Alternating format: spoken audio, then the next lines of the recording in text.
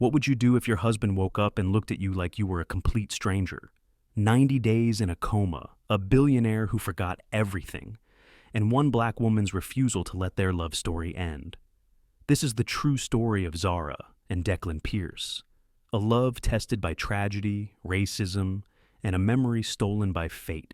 Stay with me because their story will shatter you, rebuild you, and prove that real love never forgets, even when the mind does. The California sun poured through the oak trees like liquid gold, painting Los Gatos Creek Trail in amber and green. Saturday morning, 7:30, and the world belonged to them. Declan Pierce ran just ahead of his wife, flashing that boyish grin that had won her heart when they were kids with scraped knees and impossible dreams. "Come on, slowpoke," he called over his shoulder. You said you wanted to do 3 miles, remember?" Zara, her dark curls bouncing in a high ponytail, grinned back. "Oh, please. I've seen you trip over your own shoelaces, Mr. Billionaire CEO." He slowed until they matched pace, running side by side beneath the flickering canopy. They were synchronized. Perfect. A power couple who'd defied every odd.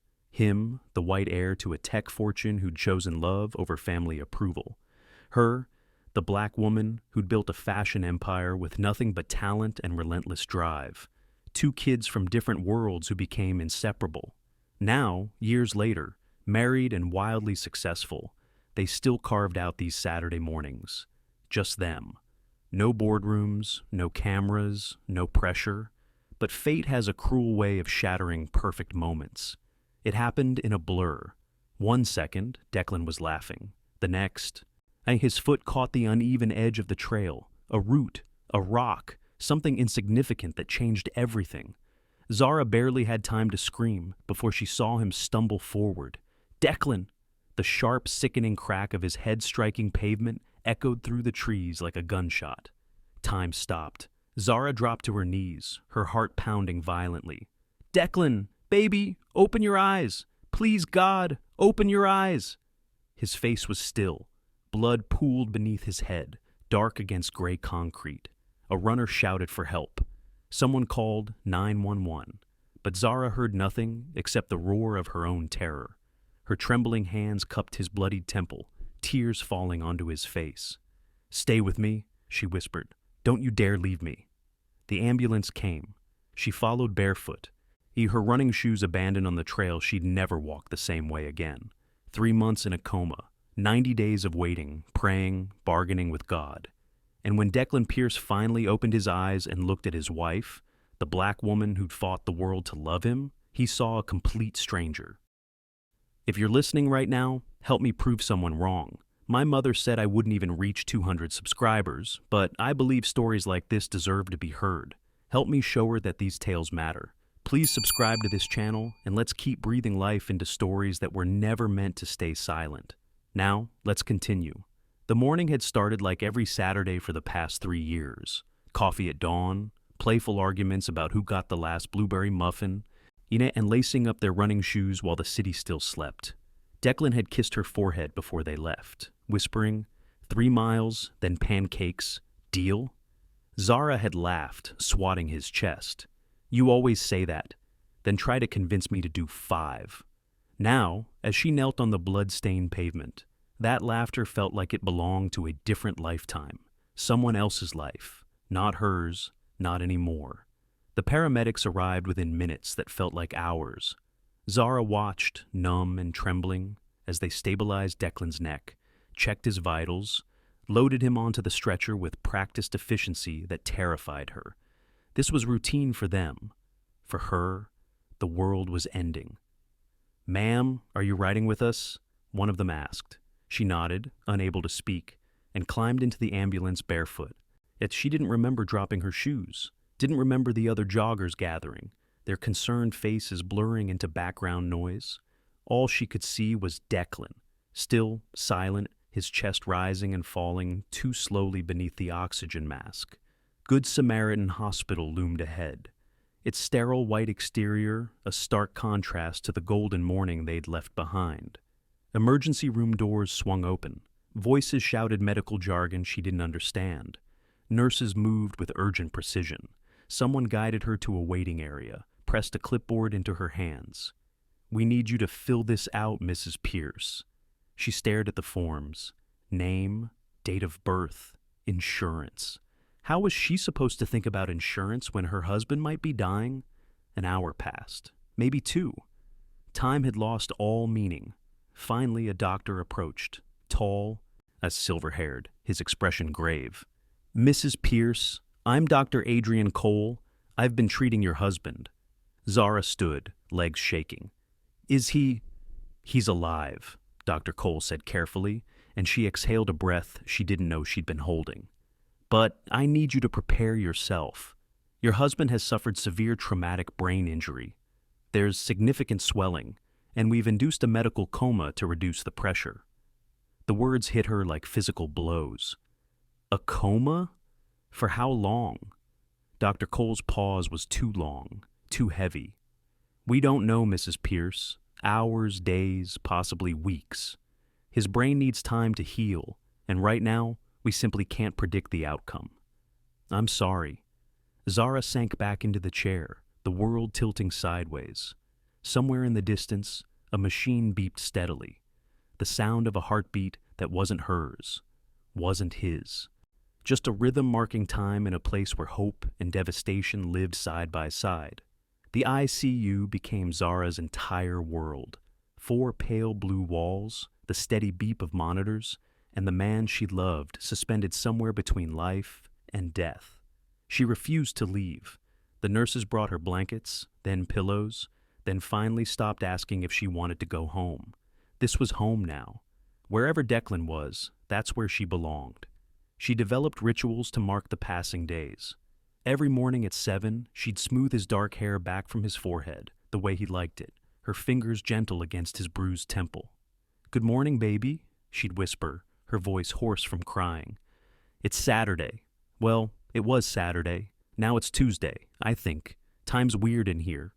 She'd hold his hand for hours, tracing the lines of his palm, remembering how those same hands had built her first website when Maison Zara was just a dream sketched in a college notebook. How they'd held her face during their wedding vows, while his mother sat rigid in the front row, lips pressed thin with disapproval. How they'd painted their bedroom at 3 in the morning, laughing like teenagers. "Remember when you proposed?" she'd say, filling the silence with memories. "You were so nervous you dropped the ring twice. I said yes before you even finished asking." Sometimes she'd tell him about her day, the spring collection, the Vogue interviews she'd canceled, the way his company's board kept calling until she finally answered and told them their CEO would be back soon. She said it with such conviction, as if believing hard enough could make it true. Delilah came every few days at first. At bringing takeout Zara wouldn't eat and speaking to doctors when Zara couldn't bear to hear the updates. "No significant change," they'd say, and Delilah would squeeze Zara's shoulder while she stared at the monitors, willing them to show something different. But as weeks bled into months, Delilah's visits grew heavier with unspoken worry. "Zara, honey," she'd say carefully, "you need to take care of yourself. You can't live like this." "Watch me," Zara would reply, turning back to Declan. By week 8, Dr. Cole started using phrases like long-term care facility and realistic expectations. The nurses, though, never lost their gentleness. They called her the faithful one when they thought she couldn't hear. Even Dr. Cole, usually clinical and measured, would pause by her chair in the evenings. "Mrs. Pierce, you've done everything humanly possible. Don't forget to rest too." But rest meant leaving him. And leaving him meant accepting a future where he might never come back. So instead, she'd lay her head on the bed beside his arm each night and whisper into the darkness, "Come back to me, Declan. Just open your eyes. That's all I need. Just open your eyes." Day 87 began like all the others. Zara sat in the worn armchair that had molded to her body, hands clasped in prayer, though she wasn't sure anymore if anyone was listening. The doctors had started using words like vegetative state and quality of life decisions in hushed tones outside his room. She'd stopped listening to them days ago. "Declan, it's me. It's Zara," she whispered, her voice raw. "You promised you'd never leave me, remember? You said those exact words on our wedding day, right after your father walked out." She reached for his hand, lacing her fingers through his. "I'm still here. I'm still waiting." Then she saw it. A twitch. So faint she thought she'd imagined it. Her eyes snapped to his face, heart thundering. "Declan?" His eyelids fluttered. Once, twice. A soft groan escaped his lips. The first sound he'd made in 3 months. Zara gasped, covering her mouth with trembling hands. "Doctor!" she screamed. "He's waking up! Someone help! He's waking up!" The room exploded with activity. Nurses rushed in, checking monitors. Dr. Cole appeared, calling instructions. But Zara couldn't move. She stood frozen, tears streaming down her face, watching as Declan's eyes slowly, impossibly opened. They were unfocused at first, blinking against the harsh hospital lights. Then they moved, scanning the room before finally landing on her. Zara smiled through her tears, stepping closer. "Baby, it's me. Can you hear me?" His brows furrowed in confusion, his lips parted, and when he spoke, his voice was rough from disuse. Where am I?" Relief flooded through her. He could talk. He was awake. "You're at Good Samaritan Hospital. You had an accident, but you're okay now. You're going to be okay." She reached for his hand again, but something in his expression stopped her. He was staring at her with complete bewilderment. "I'm Zara," she said softly, desperately. "Your wife." The words hung in the air like shattered glass. Declan blinked at her, his confusion deepening into something that made her blood run cold. "Wife?" he repeated slowly. I don't understand. Who are you?" The room tilted. Then Zara felt Dr. Cole's hand on her shoulder, heard him speaking in low, measured tones. "Mr. Pierce, it's okay. You've been unconscious for quite some time. Just breathe and try to relax." But all Zara could hear was the roar of her own heartbreak. She watched as the man she'd loved since childhood looked at her like she was a stranger, like their entire life together had been erased. Dr. Cole guided her gently to the side.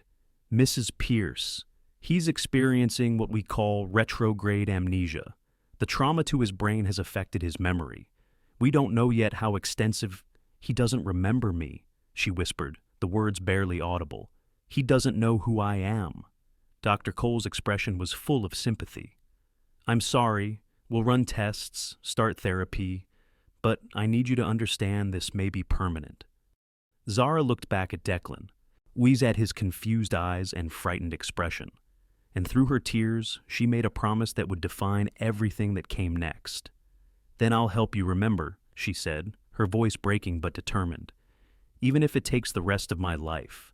The day Declan came home should have been a celebration. Zara had spent 72 hours preparing their Willow Glen mansion like she was staging the most important presentation of her life. His favorite meal, herb-roasted chicken with garlic mashed potatoes, filled the kitchen with warmth. Candles flickered on every surface. She'd lined the hallways with photographs, them as kids sharing ice cream cones, teenagers at prom, college graduation, their wedding day. Every image a breadcrumb trail leading back to the life they had built together. When the medical transport van pulled into the circular driveway, Zara's hands trembled as she opened the door. Declan stepped out slowly, his movements careful, his blue eyes scanning the stone facade and manicured gardens with polite curiosity. Like he was visiting a museum, not coming home. "This is beautiful," he said, his tone the same one might use complimenting a stranger's house. "You have excellent taste. You, not we, not us." She forced a smile. "We picked it out together, remember? You said the bay windows reminded you of your grandmother's house in Napa." He nodded, but his expression remained blank, courteous, empty. Inside, he paused before the wedding photo in the foyer, him in his charcoal suit, her in ivory lace, both of them laughing like they'd just heard the world's best secret. He stared at it for a long time. We look happy," he murmured. Zara's throat tightened. We are." He didn't respond, just moved past her into the living room, taking in details like a guest on a house tour. That first night set the pattern for all the nights that followed. Dinner was quiet, punctuated by Zara's attempts at conversation and Declan's polite, distant responses. He thanked her for the meal, complimented the presentation, asked thoughtful questions about her fashion company like they were colleagues, not lovers. When bedtime came, he hesitated at the master bedroom door. Would you mind if I took the guest room, just until I feel more settled?" Zara's heart cracked, but she smiled. "Of course, whatever makes you comfortable." She lay awake that night in their king-sized bed, reaching across cold sheets to where he should have been. Down the hall, she could hear him moving around, as lost as she felt. The days blurred together in painful repetition. She showed him photo albums, narrating their entire history. "This is us at Lake Tahoe. You taught me to ski and I broke your sunglasses." He'd smile faintly, nod, but his eyes held no recognition. She played videos from their anniversary trips, Paris, Tokyo, the Amalfi Coast. He'd watch with interest, the way one watches a documentary about strangers. She wore the perfume he used to bury his face in, cooked every meal he'd ever loved, played the playlist from their wedding on repeat. Nothing worked. Declan remained kind, grateful, achingly polite. But emotionally, he was 1,000 miles away, living in a house with a woman he didn't know, trying desperately to feel something he simply couldn't remember. And Delilah arrived unannounced on a gray Tuesday afternoon, her designer heels clicking sharply against the marble foyer. Zara was in the kitchen, obsessively arranging ingredients for Declan's favorite dessert, key lime pie, as if the perfect ratio of graham cracker to filling might unlock his memories. "You look like hell," Delilah said, setting her Birkin bag on the counter with a heavy thud. Zara glanced down at her wrinkled t-shirt, the same one she'd worn yesterday, maybe the day before. "Thanks. Coffee?" "Zara, we need to talk." The tone made Zara's stomach drop. She'd heard that voice before, when Delilah had warned her about signing that bad contract, when she'd called out a toxic employee, when she'd told hard truths that needed saying. "Not now, Dee. Declan has a session with his neurologist in an hour and I need to—" "Stop!" Delilah's word cut through the air like a blade. "Just stop. Look at yourself. You're running 2 companies, playing nurse, chef, and historian to a man who doesn't even recognize your face. You've lost 15 pounds. You haven't slept. And for what?" Zara's hand stilled on the pie crust. "He's my husband." "He was your husband," Delilah corrected, her voice rising. "The man upstairs? He's a stranger living in your house, letting you cook for him, clean for him, sacrifice everything for him. And he doesn't even want to remember you, Zara. That's not fair. What's not fair is watching you erase yourself for a white man who can't even be bothered to try." The words exploded between them, sharp with a truth Delilah had been holding back for weeks. "You fought his family, fought society, built an empire proving you belonged in spaces that tried to exclude you. And now you're wasting your black excellence on a man who looks at you like you're the help." Zara's vision blurred with tears and rage. "You don't understand. You've never understood us. I understand you're killing yourself for someone who's already gone." Delilah's voice cracked. "Zara, I love you. I've loved you since we were kids sharing lunch money and dreams. But I can't watch this anymore. You deserve someone who sees you, who chooses you, who remembers why you're worth fighting for." "Get out!" Zara's voice was ice. "Zara! I said get out!" The scream tore from somewhere deep, somewhere broken.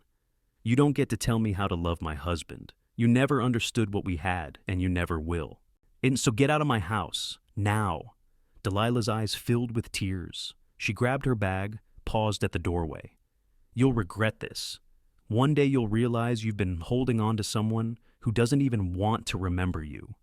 The door slammed. 23 years of friendship shattered in the echo. What Zara didn't know was that Declan had been standing at the top of the stairs the entire time. He'd come down for water, stopped when he heard raised voices, heard every word, every accusation, every defense Zara had offered for him. That night, after Zara finally fell into exhausted sleep on the couch, Declan sat alone in the dim living room, staring at their wedding photograph. His fingers traced the edge of her smile, radiant, unguarded, full of a love he couldn't access. Why would you fight for someone who can't remember your face? He whispered to the empty room. What did you see in me that was worth all this? The photograph offered no answers, just two people frozen in a moment of joy he couldn't recall, and a guilt that was slowly crushing him alive. The morning sun filtered through the kitchen windows, casting golden squares across the Italian tile. Zara stood at the counter, mechanically going through the motions of brewing coffee, scoop, pour, press, while her mind replayed the argument with Delilah on an endless loop. The friendship that had survived everything from middle school drama to failed business ventures had splintered in minutes, and the silence Delilah left behind felt like a physical weight. She heard footsteps on the stairs. Declan appeared in the doorway. He's already dressed in pressed slacks and a crisp white button-down, his hair neatly combed. He looked composed, deliberate, like he'd made a decision. "Good morning," Zara said softly, reaching for a second mug. "Zara, we need to talk." His voice was gentle but firm, and something in her chest seized. She set the coffee pot down carefully, turning to face him. "Okay." He took a breath, his blue eyes meeting hers with an expression that broke her heart before he even spoke. "I think Delilah was right." The mug in Zara's hand began to tremble. Coffee sloshed dangerously close to the rim. "What?" "You deserve someone who can love you the way you deserve to be loved," he said, each word measured and devastating. "Someone who remembers your laugh, the way you take your coffee with too much cream, your favorite songs. Someone who knows why that scar on your knee exists, or what makes you cry during commercials." He stepped closer, his expression pained. "I don't know any of those things. I look at you and I want to remember, God, I want to. But there's nothing there, just this terrible feeling that I'm hurting you by staying." Zara shook her head violently, setting the mug down before she dropped it. "No, Declan, no, you're not hurting me. You're healing. You just don't see it yet." "I've been listening to you," he continued, his voice cracking slightly. "Every night, telling me stories about our life, like, if you just find the right words, the right memory, I'll suddenly become the man you married. But I'm not him, Zara. I don't know if I ever will be again." "You are him," she insisted, tears spilling down her cheeks. "You're just lost right now. And that's okay. I can wait." "How long?" The question hung between them. How long will you sacrifice your life, your happiness, your future for someone who might never come back? You've been patient, kind, more than I deserve, but maybe letting me go is the only way for you to find peace. Don't say that. Her voice broke completely. "Please, Declan, don't do this." He reached out, hesitated, then let his hand fall. "I don't want to be your burden." "You're my husband, not my burden." Zara's voice rose with desperation. "I've vowed to love you in sickness and in health. She gestured between them, tears streaming freely now. "This is just a different kind of sickness, and I'm not giving up on you. I won't." For a moment, his expression faltered. Confusion flickered across his features. Maybe pain, maybe something deeper he couldn't name. But then he pulled back, stepping away from her and the vulnerability in her eyes. "I don't know how to love you back, Zara," he whispered, and then he walked away, his footsteps echoing up the stairs, leaving her alone in the kitchen with cooling coffee and a grief so profound it felt like drowning. She sank into the chair, wrapped her arms around herself, and let the tears fall, silent, endless, into the mug she'd poured for a man who didn't remember why she mattered. The days that followed existed in a strange, hollow silence. Zara threw herself into Maison Zara with ferocious intensity, attending back-to-back meetings, approving fabric samples, sketching designs until her hands cramped. Work had always been her sanctuary, the place where she had control, nay, where her vision materialized into something tangible and beautiful. But even the upcoming Milan show couldn't distract her from the emptiness waiting at home. She'd return each evening to find Declan in the same place, sitting at the grand piano in the living room, his fingers hesitantly pressing keys as if the sound might unlock something buried deep in his mind. He never played full songs, just fragments, disjointed notes that hung in the air before fading into silence. She'd watch him from the doorway sometimes, her heart aching at the concentration on his face, the frustration in his shoulders when nothing came. One evening, she didn't retreat to her office like usual. Instead, she walked into the living room and sat on the couch nearby, sketchbook in hand. He glanced up, surprised, but not unwelcoming. They existed in companionable silence for a while, her pencil scratching against paper, his fingers searching for melodies he couldn't quite grasp. "You said we grew up together," he said suddenly, his hands stilling on the keys. Zara looked up, careful to keep her voice steady. "Yes. Our families lived 3 blocks apart in Almaden Valley. Your mom and my grandmother were in the same book club. And we were friends, even as kids?" A small smile tugged at her lips. "Best friends. You used to sneak into my grandmother's kitchen and steal her chocolate chip cookies fresh from the oven. You thought you were so sneaky, but she always knew. She'd bake extra just for you." For the first time in weeks, Declan's expression softened. A faint smile, barely there, but real, appeared. That sounds like something I'd do." "You were clumsy even then," Zara continued, warmth creeping into her voice despite everything. "Always climbing trees you couldn't get down from, riding your bike too fast, showing off. And every time you scraped your knee or bruised your ego, you'd come find me." His eyes held hers, and for a fleeting moment, there was something there. Not recognition exactly, but a warmth, a flicker of connection that made her breath catch. "Why can't I see it?" he asked, frustration bleeding through. "I look at you, and I feel like there's something there, something important. But it's like trying to remember a dream. The harder I reach for it, the more it slips away." Zara set down her sketchbook, her voice gentle. "Because your heart remembers before your mind does." He stared at her, his brow furrowed, in processing her words. The moment stretched between them, fragile and precious. Then he turned back to the piano, and his fingers found a melody, slow, haunting, incomplete. But it was something. That night, alone in the guest room, Declan lay staring at the ceiling. His mind churned through fragments, the smell of chocolate chip cookies, the sound of laughter he couldn't place, the feeling of belonging somewhere he couldn't remember. And then, like a whisper cutting through fog, a single word surfaced in his consciousness, soft and certain. Zara. Zara woke before dawn, on their 3rd wedding anniversary, with a clarity that felt almost spiritual. This was it. Her last attempt, her final offering. If love couldn't reach him today, maybe it never would. But she had to try. She spent hours preparing. The vanilla almond cake he'd proposed over. Same recipe, same bakery pan. Candles placed with deliberate care throughout the house. Photos arranged chronologically along the hallway walls. A visual timeline of their entire lives. And playing softly through the speakers, All of Me by John Legend, the song they had danced to at their wedding, while his mother wept and her grandmother beamed. When Declan descended the stairs that afternoon, he moved cautiously, his eyes taking in the transformation. Flickering candlelight, the sweet scent of cake, photos everywhere. His expression was curious but guarded, like he was entering a museum exhibit about strangers' lives. "What's all this?" he asked. Zara stood at the bottom of the stairs, wearing a deep burgundy dress he'd once said made her look like royalty. Her hands trembled slightly as she clasped them together. "Happy anniversary!" His brow furrowed. "Anniversary? Of what?" The words stung, but she'd prepared for them. "Of us, of our wedding. 3 years ago today, we stood in front of everyone who said we'd never make it, and we promised each other forever." Declan's eyes flickered with something. Confusion, guilt, maybe curiosity. "Zara, I know," she interrupted gently. "I know you don't remember, but I do, and I want to tell you our story, all of it. Will you listen?" He hesitated, then nodded slowly.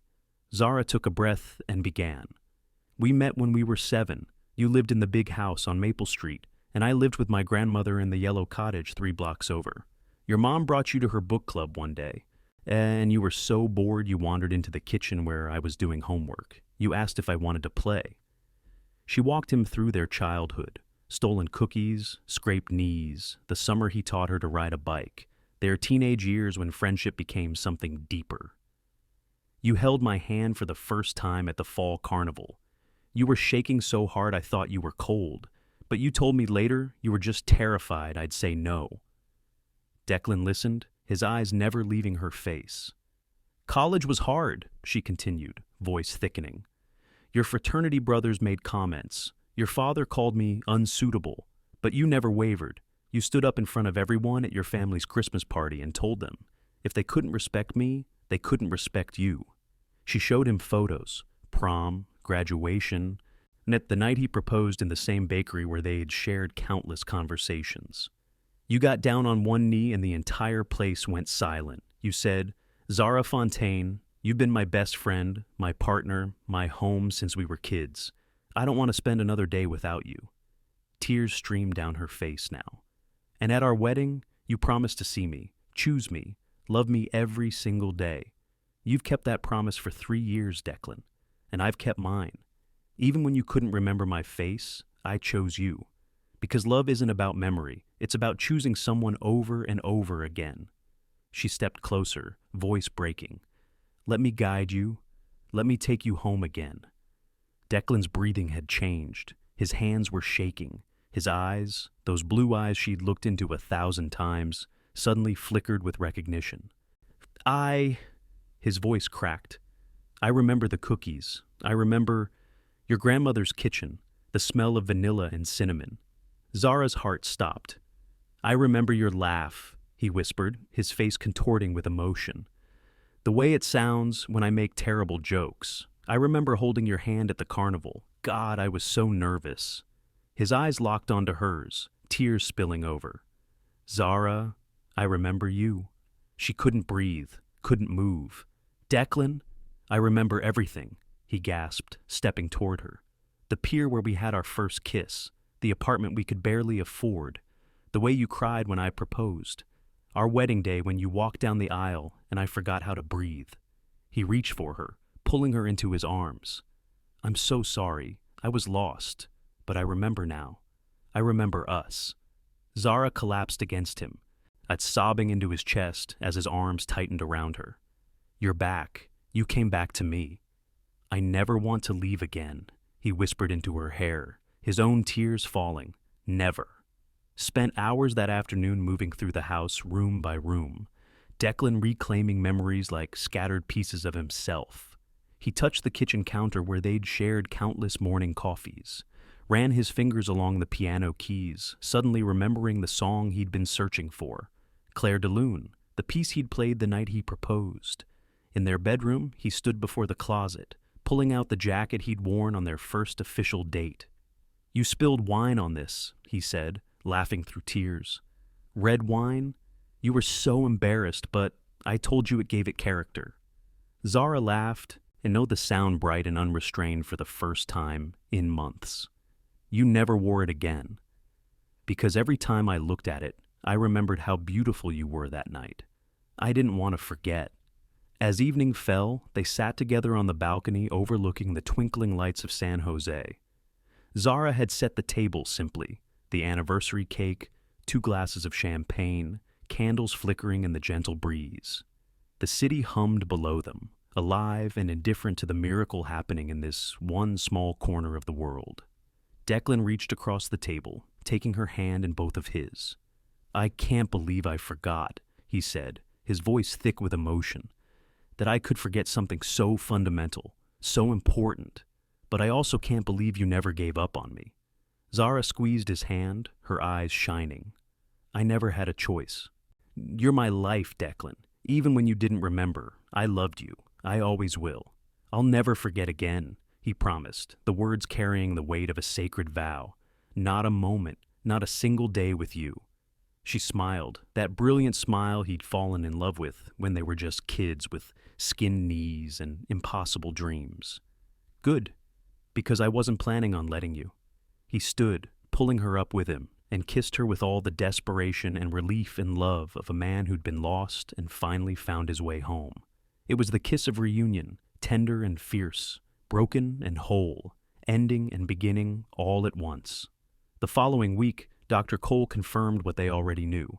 Full memory restoration, no residual damage. A medical miracle, he called it, though Zara knew the truth. Love had done what medicine couldn't. As they returned to their rituals slowly. Saturday morning runs on Los Gatos Creek Trail, though they held hands now, unwilling to let go. Coffee at dawn, terrible jokes over breakfast.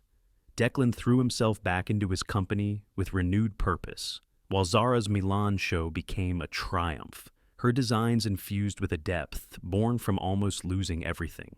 One afternoon, they walked hand in hand through Almaden Park, the same place they'd played as children. Declan stopped beneath an old oak tree, turning to face her.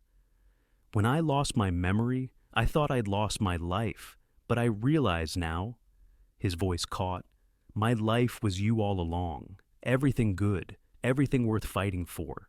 It was always you." Zara's eyes filled with tears. "Welcome home, my love." That evening, as the sun dipped below the horizon and painted the sky in shades of gold and rose, they stood on their balcony wrapped in blankets, watching their city come alive with evening lights. Declan pulled her close, swaying gently to music only they could hear. "Let's never forget again," Zara whispered against his chest. "Not a single day," he promised, pressing a kiss to her forehead. "Not a single moment." And there, beneath the California sky, two people who'd survived the impossible held each other close. A bond forged in childhood, nurtured through love, tested by tragedy, and finally renewed. Stronger now, unbreakable forever. Because real love doesn't forget. Even when the mind does, the heart remembers. Always. Thank you for being part of this family. Your love and support mean more than words.